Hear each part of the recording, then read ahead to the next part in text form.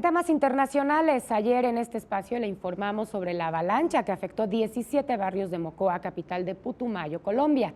El presidente del país sudamericano, Juan Manuel Santos, confirmó que el número de fallecidos ascendió a 210, de los cuales se han identificado 170 y 112 ya están a disposición de la Fiscalía.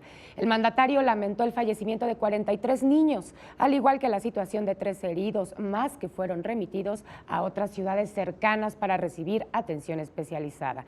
De los 10 menores que el día de ayer se encontraban sin sus familiares, 7 ya se reunieron con ellos y los otros 3 tienen a sus padres en atención en el hospital, por lo que no hay ningún niño desamparado. Esto lo aseguró el mandatario.